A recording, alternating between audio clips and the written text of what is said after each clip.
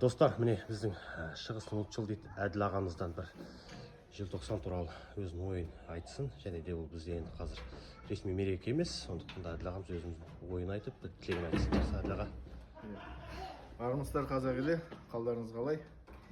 Келе жатқан 16 желтоқсан бәріміз үшін қаралы күн. Тойлататын емес, әндететін емес, билейтін күн емес. Бәрімізге 16 желтоқсан ол желтоқсан боздақтарына Құран оқитын, Құран бағыштайтын, еске алатын күн.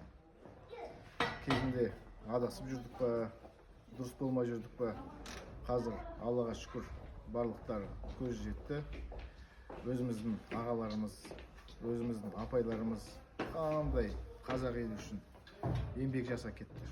Осы тәуелсіздік үшін біз олардың алдарыңызда өте үлкен қарыздамыз, және де еске алып әрқашанда Құран бағыштаймыз. Және де Қайрат ағамыз, Сабира апайымыз, Ләззат апайымыз, Ербол ағамыз, кейбір адамдар оларды танымайды, өкінішке орай.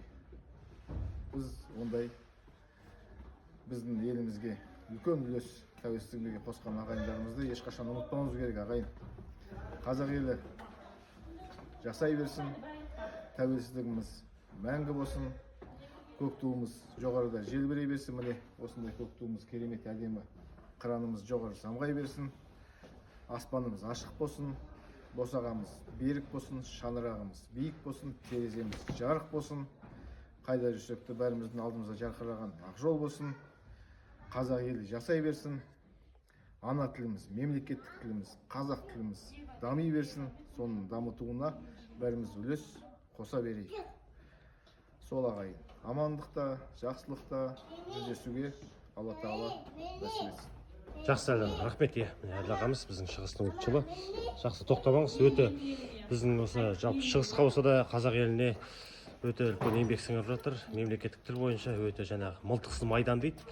Енді нағыз қазіргі өзіміздің заманның негізі батырлары деп айтамын мен. Әділ ағамыз өте тамаша.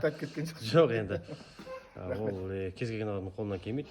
Талай жерде талай нәрсені жасап жатсыз. Рахмет сізге Әділ аға. Әділ ағамыздан бір сұхбат, достар. Енді мына келген тәуелсіздігіміз мәңгі болсын. Аман болыңыздар, еліміз аман, жұртымыз тыныш болсын. Жақсы.